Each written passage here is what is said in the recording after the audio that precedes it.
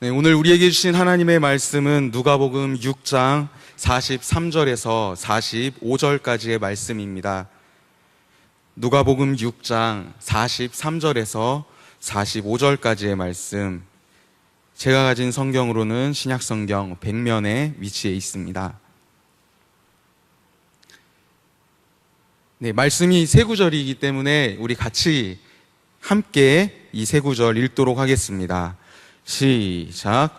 못된 열매 맺는 좋은 나무가 없고 또 좋은 열매 맺는 못된 나무가 없느니라. 나무는 각각 그 열매로 아나니 가시나무에서 무화과를 또는 찔레에서 포도를 따지 못하느니라. 선한 사람은 마음에 쌓은 선에서 선을 내고 악한 자는 그 악에서 악을 내나니 이는 마음에 가득한 것을 입으로 말함이니라. 아멘. 네. 성도님들 안녕하십니까? 저는 승리공동체에서 청년들과 함께 매주 호흡하고 있는 김동윤 전도사라고 합니다. 혹시 저를 처음 보시는 분 계신가요? 예. 네, 감사합니다. 네. 제가 조금 더 교회를 열심히 돌아다녀야 할 것 같습니다. 온 지 벌써 6개월이 다 되어 가는데 아직까지 처음 보시는 분들이 계신다니 참 마음이 한편으로는 씁쓸하기도 합니다. 여러분께 질문 하나를 드리면서 설교를 시작했으면 합니다. 여러분, 저희 대한민국 사람들이 가장 많이 사용하는 외래어가 어떤 단어라고 생각하십니까? 어떤 단어가 있을까요? 스마일? 어떤 거요? 잘 안 들리네요. 네, 해피, 사랑, 이런 말들이 다 많이 쓰일 것 같다 생각하시죠? 우리나라 사람들이 제일 많이 쓰고 있는 영어 단어 1위는 스트레스입니다. 스트레스! 예, 스트레스라는 말을 가장 많이 쓴다고 합니다. 저는 사랑이라는 말이 제일 많이 쓰일 줄 알았어요. 그런데 스트레스라는 말이 1위라는 것을 보고 좀 놀랬습니다. 남녀노유를 불구하고 직장인, 성별, 직업이 어떠냐를 불문하고 모든 대한민국 사람들이 스트레스라는 단어를 가장 많이 사용한다고 합니다. 우리가 사용하는 언어에는 우리의 기분을 좌우하는 놀라운 힘이 있다라는 말을 합니다. 예일대의 존 바그라는 교수가 이 언어가 가진 힘이 어떠한가를 실험을 해보고자 해서 한 가지 실험을 합니다. 실험 방법은 참 간단했습니다. 30개 정도의 단어 카드를 준비합니다. 그리고 5분 안에 3개의 문장을 만들면 되는 겁니다. 두 분류로 나눠서 실험을 진행했습니다. 한 부류에게는 노인과 관련된, 노인과 연상이 되는, 이 단어를 보면 약간 좀 나이가 드신 분들이구나, 약간 이런 것들이 연상이 되는 단어들 30개를 모아놨고요. 한쪽 그룹에는 젊은 사람과 관련된 단어들 30개를 모아놨다고 합니다. 5분 뒤에 이 단어를 문장으로 만든 사람들이 마치고 나서 걸어가는 걸음걸이를 측정했는데요. 평소 때 걷는 걸음보다 젊은이라는 단어를 연상했던 사람들의 걸음걸이가 훨씬 더 빨랐고, 노인에 대해서 생각했던 사람들의 걸음걸이는 자신의 평소 걸음보다 훨씬 더 늦어진 상태로 걷게 되는 것을 발견했다고 합니다. 단어 30개가 5분이라는 시간 만에 사람들의 마음을 바꿨습니다. 사람들의 걸음걸이를 바꿨습니다. 간단한 실험이지만 언어가 우리 사람의 감정 변화에 큰 영향을 준다는 것을 이 실험을 통해서 발견할 수 있습니다. 아무것도 아닌 단어들이, 아무것도 아닌 언어가 실제로는 사람을 좌지우지하는 엄청난 힘을 가지고 있다는 것이죠. 오늘 말씀이 속해 있는 누가복음 6장 43절에서 45절의 말씀은 예수님의 평지설교의 후반부에 해당하는 본문입니다.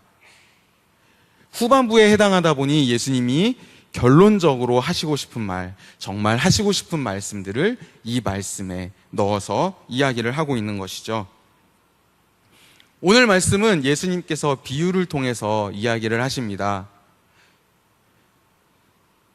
어떤 말씀을 오늘의 비유 가운데 하시고 계실까요? 결론부터 말씀드리자면 예수님께서 말씀하시고 싶었던 말은 실천입니다. 믿음에 대한 실천에 대한 부분입니다. 그것에 대해서 예수님은 어떤 본문을 통해 말씀을 전하고 계실까요? 오늘 본문에는 크게 두 가지의 소재가 등장합니다. 첫 번째는 나무고요.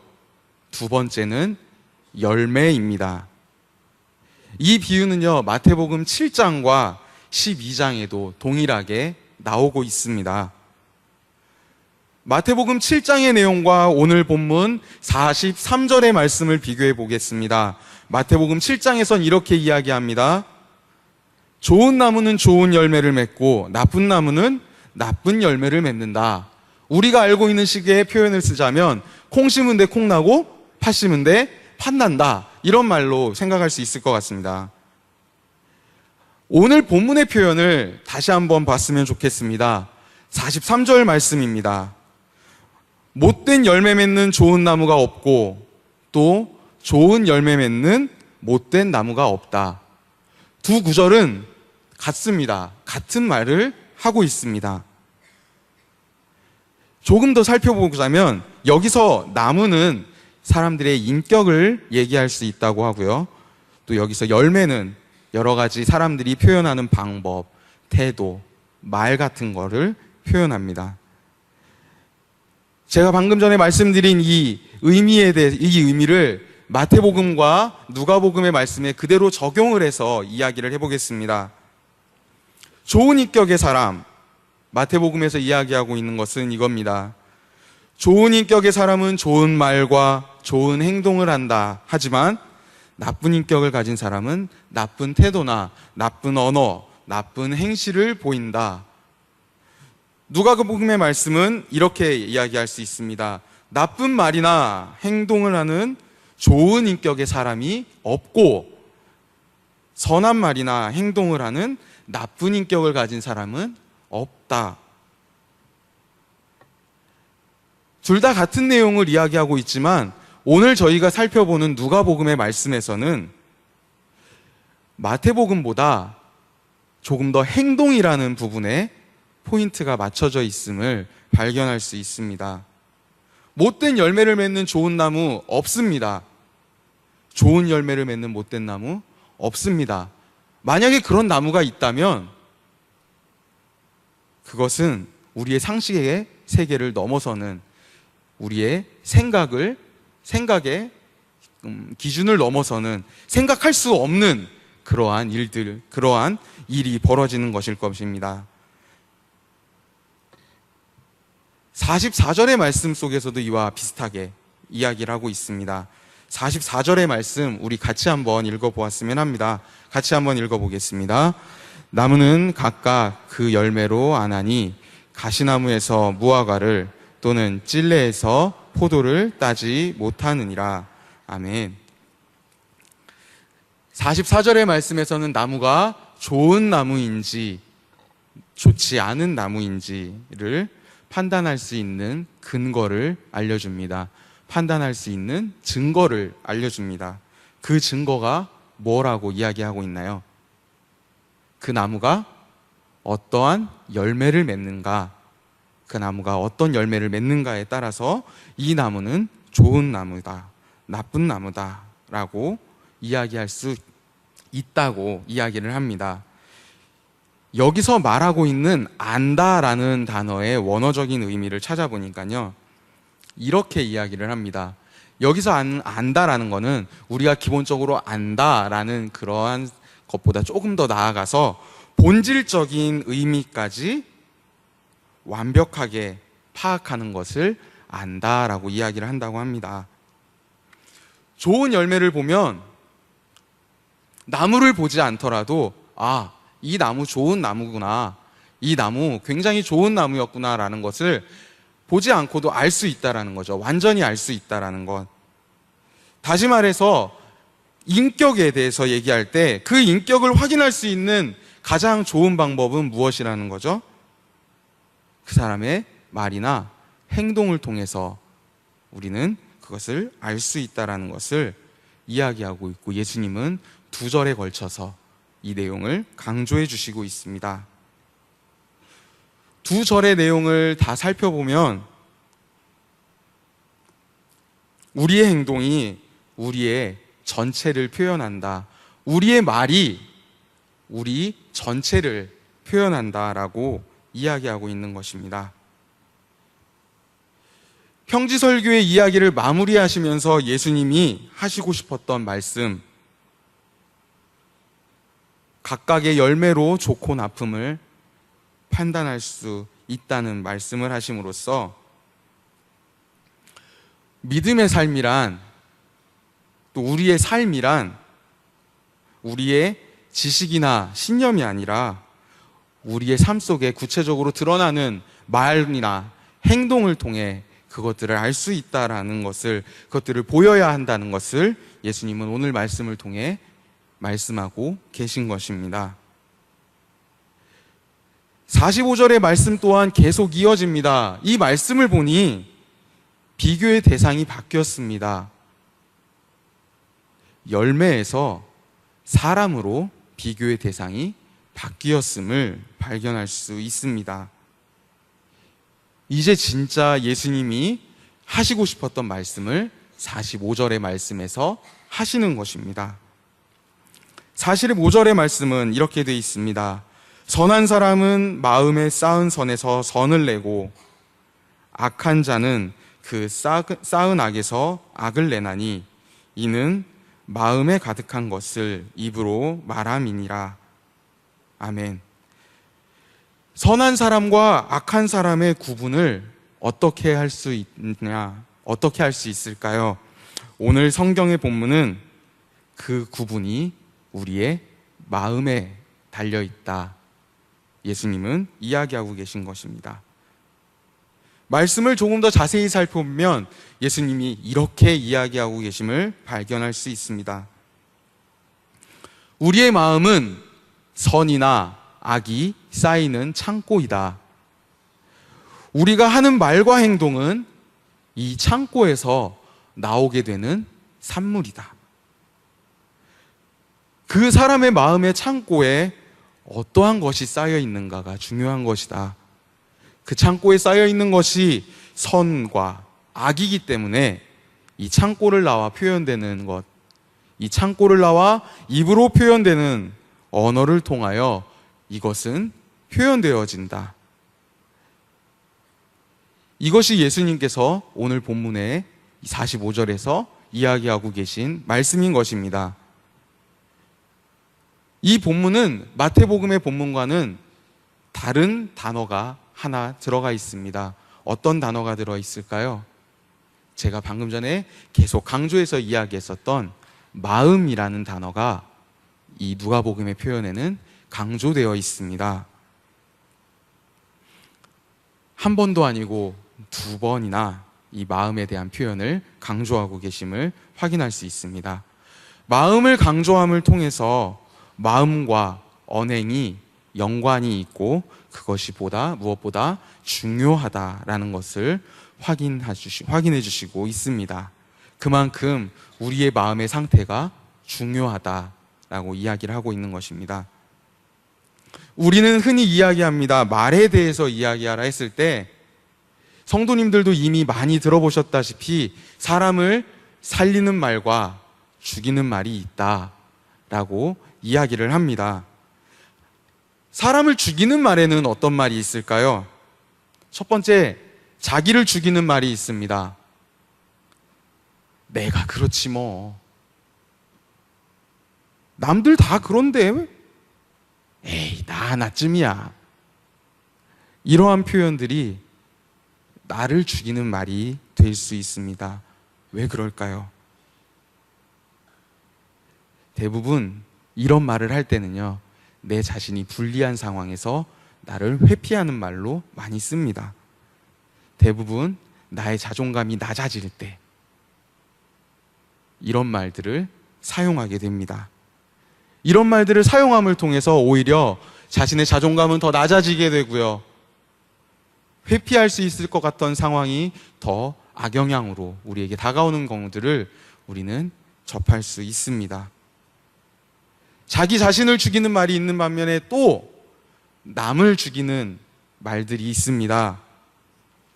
잘 해봐라 라며 비꼬는 말, 나는 모르겠다 라며 책임 없는 말, 야 그건 해도 안 돼, 약간 소극적인 어투, 야 네가 뭘 알아, 이렇게 무시하는 말들, 야 나는 바빠서 못하겠다, 야 미안하다, 핑계의 말, 야 잘 되고 있는데 뭘 바꾸려고 그래, 안 바꿔도 돼, 아니란 태도, 야 이 정도면 괜찮아, 됐어, 타협하는 말, 야 다음에 할까, 미루는 말, 해보나 마나 똑같아, 포기해버리는 말들, 야 이건 아닌 것 같다, 이제 그만두자, 우리의 의지를 꺾어버리는 말들, 이런 말들이 나보다는 타인을 향해, 상대방을 향하여 내뱉는 그들을 죽이는 말이라고 할 수 있겠습니다. 오늘날의 사회를 개인주의가 팽배한 사회라고 이야기를 합니다. 내가 중요한 사회라고 이야기를 합니다. 내가 중요하기 때문에, 내가 살아야 되기 때문에, 내가 견뎌야 되기 때문에 나 말고 남을 희생시키는, 나를 제외한 다른 사람이 희생되어져야 되는, 나를 제외한 다른 사람들의 마음이 상처받아야 되는 이러한 말들이 사용되어집니다. 이러한 말들을 우리가 들을 때 우리는 어떠한 기분이 드나요? 여러분 어떠한 생각이 드셨나요? 우리 안에 즐거움이 생겼나요? 우리 안에 이 이야기를 듣고 기쁨이 생겼나요? 안 해도 된대! 너무 좋아! 뭐 이런 말들이, 이런 느낌들이 생겼나요? 정말 우리가 하고 있던 그 일이 잘 마무리될 수 있을까요? 우리의 마음이, 우리의 생각이 좋아질 수 있을까요? 사랑하는 성도님들, 이런 표현이 우리 성도님들과 우리 주변의 삶을 망치고 있다면 어떻게 반응하시겠습니까? 어떻게 행동하시겠습니까? 어떻게 표현하시겠습니까? 우리는 이러한 질문이 찾아오면 이렇게 대답합니다. 좋은 말 쓰면 되죠. 선한 말 쓰면 되죠. 네, 맞습니다. 우리는 서로를 살려줄 수 있는 말들을 해야 합니다.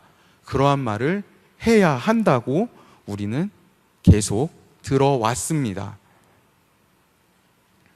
그렇다면 정말 서로를 살려줄 수 있는 힘이 되는 좋은 말들은 무엇이 있을까요? 제가 청년 설교가 아니라 장년 설교이기 때문에, 여러분들 앞에서, 성도님들 앞에서 하는 설교이기 때문에 어떠한 좋은 표현들이, 어떠한 말들을 해야 좀 인식하는 게 빠르실까 고민하면서 이러한 표현들을 찾아보았습니다. 인터넷을 찾아보니 아내를 살리는 말, 남편을 살리는 말, 이런 말들이 올라와 있더라고요. 여러분, 이 단어 중에 우리 성도님들께서는 얼만큼 일상생활에 사용하고 계신지 한번 체크해 보실 수 있으면 좋겠습니다. 아내를 살린다는 말 15가지입니다. 첫 번째입니다. 여보, 사랑해요. 두 번째, 당신 음식 솜씨는 일품이야. 세 번째, 역시 나는 아내 복이 있어. 네 번째, 당신 왜 이리 이뻐졌어? 다섯 번째, 처가에 가서 쓰는 말입니다. 역시 장모님밖에 없어요. 여섯 번째, 언제 이런 것까지 배웠어? 대단하네. 일곱 번째, 우와, 당신 못하는 게 없네. 여덟 번째, 당신은 멀리서 봐도 한눈에 띄어. 9번째, 당신은 멀리 봐도 폼이 나. 10번째, 처음이나 처녀 때나 지금이나 우와 변한 게 하나 없네. 11번째입니다. 갈수록 더 이뻐지는 것 같아. 12번째, 내가 당신 안 만났으면 어떻게 됐을까? 13번째, 내가 당신 때문에 눈만 높아졌지 뭐야. 14번째, 당신 잠든 모습 보면 천사 같아.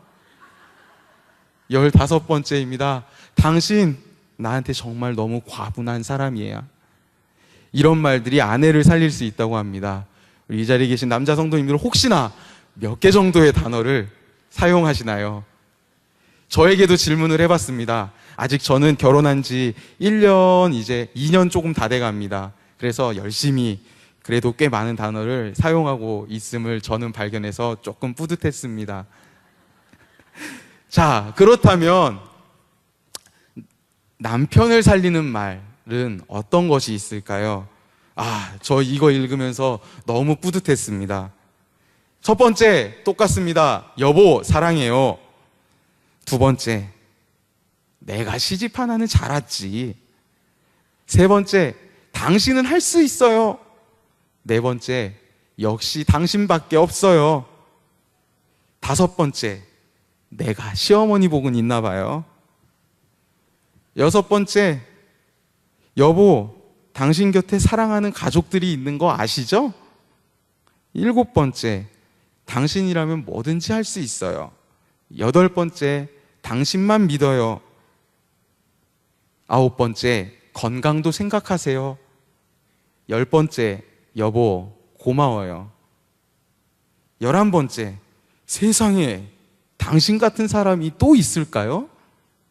12번째, 어떻게 그런 생각을 다 했어요? 13번째, 다시 태어나도 당신밖에 없어요. 힘드네요, 제가. 14번째, 당신을 위해 이렇게 꾸몄는데 나 이쁘죠? 15번째, 당신은 남달라요. 이런 표현이 남편을 살린다고 합니다. 우리 집사님들, 권사님들, 얼만큼 이 표현을 사용하고 계십니까? 얼만큼 이 표현이 익숙하십니까? 얼만큼 이 표현이 우리 안에 살아있습니까? 아무것도 아닌 그냥 이런 말 한마디, 이런 말 한마디가 그 사람의 생각을 바꿔줄 수 있습니다. 이러한 말 한마디가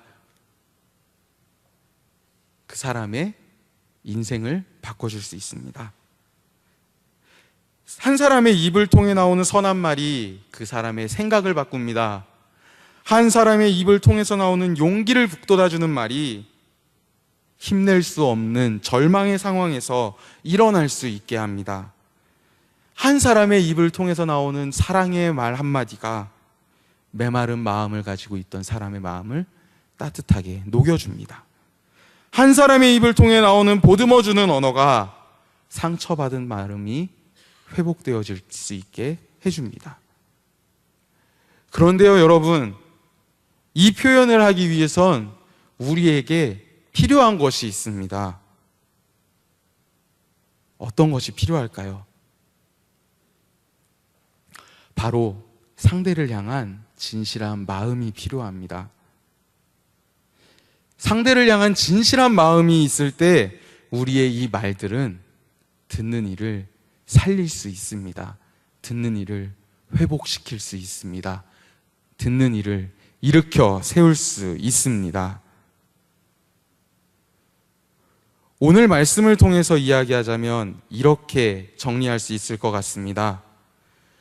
선이나 악이 쌓이는 창고인 우리의 마음, 우리의 하는 말과 행동은 이 창고에서 나오게 되는 산물입니다.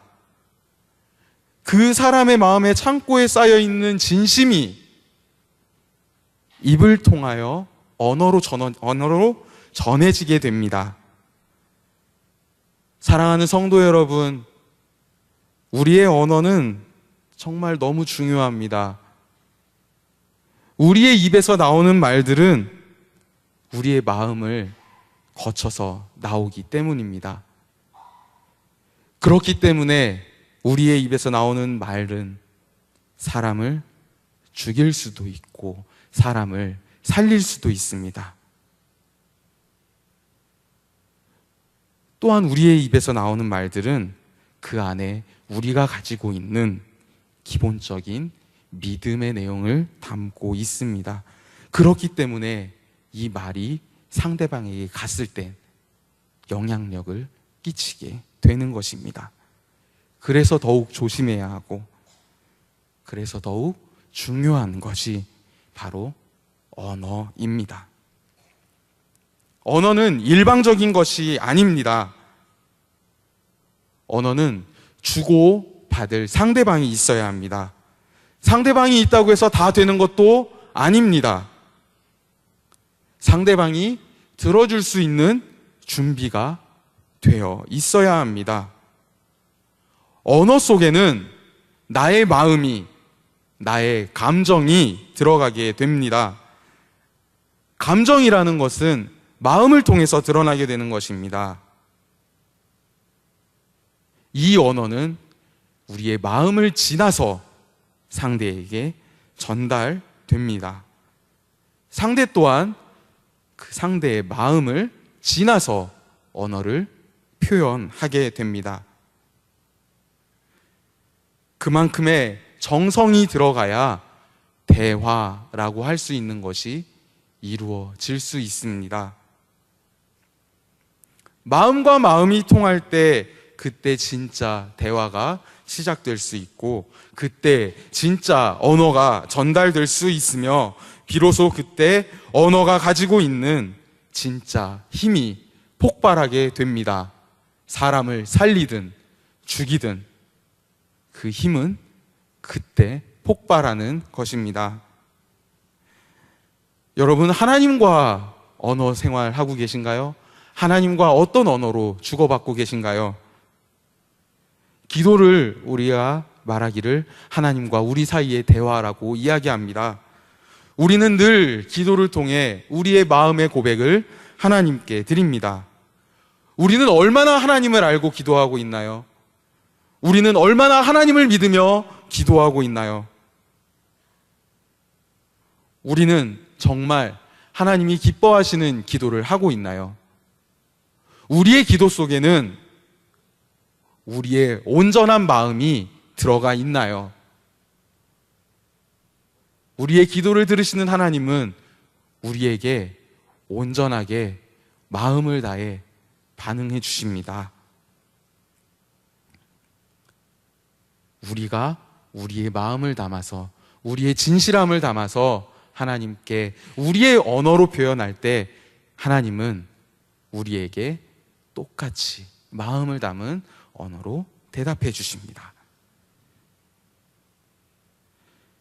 하나님을 굳게 믿는 믿음을 가지고 살아가시는 여러분이 되시길 바랍니다. 하나님이 기뻐하시는 말만 하시며 살아가실 수 있는 여러분이 되시길 바랍니다.